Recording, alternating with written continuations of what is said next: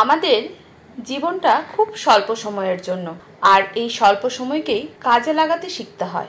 তবে আমরা যারা বিবাহিত মানুষজন আছি তাদের হয়তো তেমন ভাবে সুযোগ থাকে না, এটা ভুল কথা। সুযোগ তৈরি করে নিতে হয়।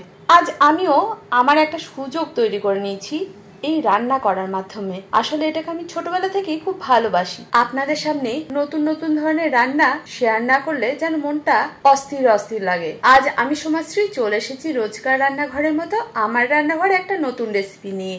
আজ তৈরি করব চিংড়ি কাঁকরোল দিয়ে দুর্দান্ত স্বাদের একটা তরকারি।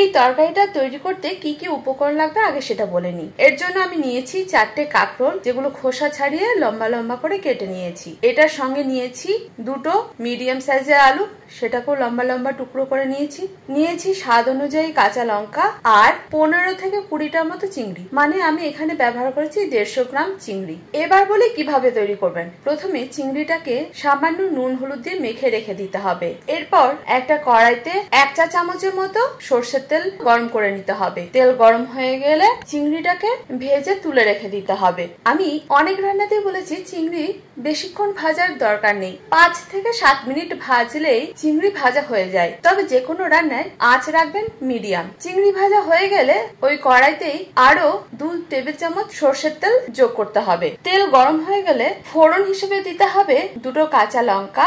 তবে কাঁচা লঙ্কা দেওয়ার সময় সবসময় চিড়িয়ে দিতে হবে, আর 1/2 চা চামচ কালো জিরে। ফোড়নটাকে কয়েক সেকেন্ডের মতো ভেজে নিতে হবে। এই ভাজার সময় সুন্দর একটা গন্ধ বের হবে, তখন দিয়ে দিতে হবে কেটে রাখা কাঁকরোল আর আলু। এই কাঁকরোল আলুটাকে একটু ভাজা ভাজা করতে হবে। চাইলে এখন ঢাকা দিয়েও রান্না করতে পারেন। যতক্ষণ এটা একটুখানি লালচে রং ধরবে ততক্ষণ আমরা তৈরি করে নেবো এর জন্য একটা মশলা। তাই নিয়েছি একটা মিক্সিং জারে 1 চামচ পোস্ত, 1.5 চামচ সাদা সর্ষে আর 1 চামচ কালো সর্ষে। এর সঙ্গে দিয়েছি স্বাদ অনুযায়ী কাঁচা লঙ্কা আর সামান্য নুন। এবার এটাকে প্রথমে শুকনো গ্রাইন্ড করে নিতে হবে। এই শুকনো গ্রাইন্ড করার কারণ হচ্ছে ভালোভাবে এটা পেস্ট করা যায়। দেখুন এখন শুকনো গ্রাইন্ড করে নিয়েছি। এবার এটাতে পরিমাণ মতো জল দিয়ে একটা মিহি পেস্ট তৈরি করে নেব। এখন মশলা পেস্ট রেডি। অন্যদিকে কাঁকরোল আলুটাও বেশ ভাজা ভাজা হয়ে গেছে। এবার এই সময় যোগ করতে হবে 1/2 চা চামচ হলুদ গুঁড়ো, 1 চা চামচ চিনি আর সামান্য নুন। তবে এই নুনটা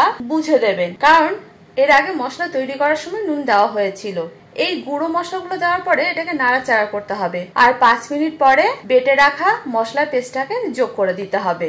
মশলাটা দেওয়ার পরে ভালোভাবে এটাকে কষাতে হবে। এই সময় যোগ করতে হবে 1/2 কাপ গরম জল। জল দেওয়ার পরে এগুলোকে ভালোভাবে মিক্স করে নিয়ে দিয়ে দিতে হবে একটা ঢাকা।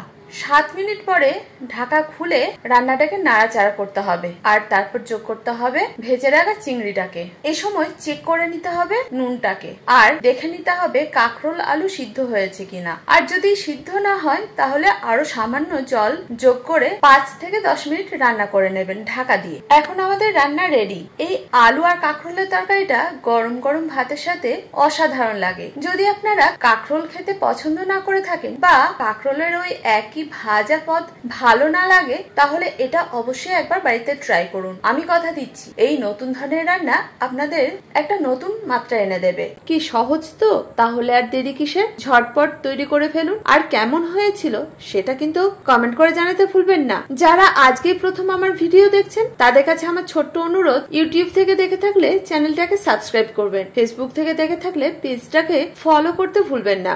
আমার রান্না বা রেসিপি ভালো লাগলে লাইক শেয়ার করতেও ভুলবেন না। যারা প্রথম দিন থেকে আমার সঙ্গে আছেন তাদেরকে অসংখ্য ধন্যবাদ। এইভাবে আমাকে সাহায্য করুন। তাহলে আজ এই পর্যন্ত, দেখা হচ্ছে পরবর্তী ভিডিওতে। আপনারা ভালো থাকুন, সুস্থ থাকুন এই কামনা করি, আর এভাবে আমার সঙ্গে থাকুন। ধন্যবাদ।